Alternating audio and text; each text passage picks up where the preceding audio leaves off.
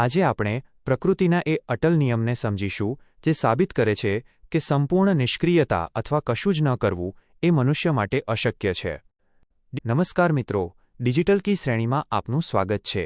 ગઈકાલે શ્લોક 4માં આપણે જોયું કે કર્મોનો આરંભ કર્યા વિના કોઈ કર્મબંધનમાંથી મુક્ત થઈ શકતું નથી અને માત્ર બાહ્ય સંન્યાસ લેવાથી સિદ્ધિ મળતી નથી.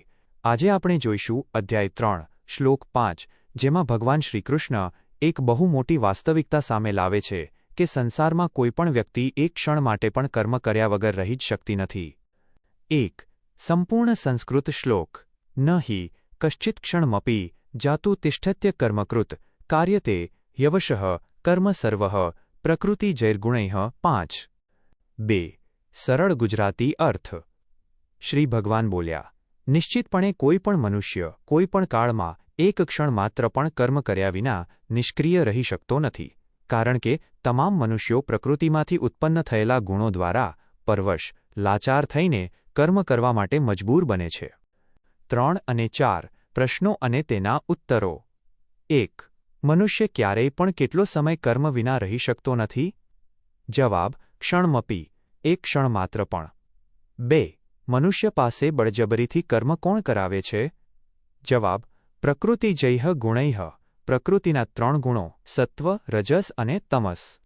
3. અવશઃનો અર્થ શું થાય? જવાબ: પરવશ, લાચાર અથવા પોતાના અંકુશ વિના. 4. શું શારીરિક રીતે શાંત બેસી રહેનાર વ્યક્તિ અકર્મ અવસ્થામાં છે? જવાબ: ના, શરીર ભલે શાંત હોય પણ મન, બુદ્ધિ અને શ્વાસોશ્વાસ સતત કર્મ કરે છે. 5. જાતુ શબ્દ અહીં શું સૂચવે છે? જવાબ: ક્યારેય પણ નહીં. માઇનસ એટલે કે આ નિયમ ત્રણેય કાળમાં અટલ છે. 6. પ્રકૃતિના 3 ગુણો કયા છે જે આપણી પાસે કર્મ કરાવે છે? જવાબ: સત્વગુણ, જ્ઞાન પ્રકાશ, રજસગુણ, ક્રિયા ઈચ્છા અને તમસગુણ, આળસ અજ્ઞાન. 7. આ શ્લોક અર્જુનને શું સમજાવે છે?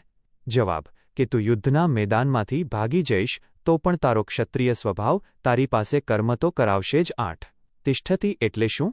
જવાબ: રહેવું અથવા સ્થિત થવું. 9. ભગવાનના મતે સાચો રસ્તો કયો છે? જવાબ: પ્રકૃતિના વશમાં થઈને અજ્ઞાનતાથી કર્મ કરવા કરતાં જાગૃત થઈને નિષ્કામ ભાવે કર્મ કરવું. 10. આ શ્લોક કયા અધ્યાયનો છે? જવાબ: 3જા અધ્યાયનો 5મો શ્લોક. 5. જીવનનો ઉદ્દેશ. 1. નિષ્ક્રિયતા એ ભ્રમ છે. ઇનએક્ટિવિટી ઇઝ એન ઇલ્યુઝન. આપણને ઘણીવાર લાગે છે કે કામ ન કરવું એ આરામ કે સંન્યાસ છે, પરંતુ આપણું શરીર અને મન એક ક્ષણ માટે પણ અટકતા નથી. તમે જ્યારે ઊંઘતા હોવ ત્યારે પણ મન સપના જુએ છે અને શરીર શ્વાસ લે છે. જીવનનો ઉદ્દેશ એ સમજવાનો છે કે જ્યારે કર્મ કરવું અનિવાર્ય જ છે તો પછી નકારાત્મક કે આળસભર્યા કર્મો, તમસ કરવા કરતાં સત્કર્મો અને રચનાત્મક કાર્યો સત્વ કેમ ન કરવા? 2. પ્રકૃતિના ગુણોની રમત. The interplay of nature's gunas. આપણે જે કંઈ કરીએ છીએ તેની પાછળ આપણો સ્વભાવ અને પ્રકૃતિના 3 ગુણો કામ કરે છે. રજોગુણ આપણને દોડાવે છે, તમોગુણ આપણને રોકે છે અને સત્વગુણ આપણને સાચી દિશા આપે છે. જીવનનો ઉદ્દેશ આ ત્રણેય ગુણોના પ્રભાવને ઓળખીને રજસ અને તમસથી ઉપર ઉઠીને સત્વગુણમાં સ્થિર થવાનો છે, જેથી આપણા કર્મો સમાજ અને આપણા પોતાના કલ્યાણ માટેના બને. 3. અવશતામાંથી સ્વાધીનતા તરફ. From dependency to freedom. ભગવાન કહે છે કે અજ્ઞાની માણસ પ્રકૃતિના ગુણોને લીધે અવશ, લાચાર થઈને દોડે છે, જેમ કે ક્રોધ આવતા માણસ ન બોલવાનું બોલી દે છે. જીવનનો ઉદ્દેશ આ લાચારીમાંથી મુક્ત થઈને સ્વાધીન બનવાનો છે. જ્યારે આપણે જાગૃત થઈને ઈશ્વરાર્પણ બુદ્ધિથી કર્મ કરીએ છીએ ત્યારે પ્રકૃતિ આપણને ગુલામ નથી બનાવી શકતી, પણ આપણે કર્મના માલિક બની જઈએ છીએ. નિષ્કર્ષ. ટૂંકમાં. 1.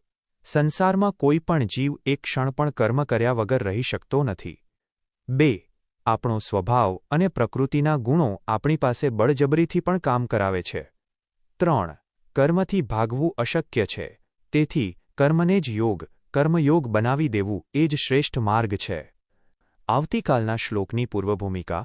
આવતીકાલે આપણે જોઈશું અધ્યાય 3, શ્લોક 6, જેમાં ભગવાન એવા લોકો પર આકરા પ્રહારો કરશે જેઓ બહારથી તો હાથ પગ જોડીને બેસી જાય છે પણ મનથી સતત ભોગોનું ચિંતન કરે છે. ભગવાન તેમને મિથ્યાચારી ઢોંગી કહે છે. આ અદ્ભુત મનોવૈજ્ઞાનિક સત્ય સમજવા માટે ડિજિટલ કી સાથે જોડાયેલા રહો. આવતીકાલે ફરી મળીશું રાત્રે 8 વાગ્યે. જય શ્રી કૃષ્ણ.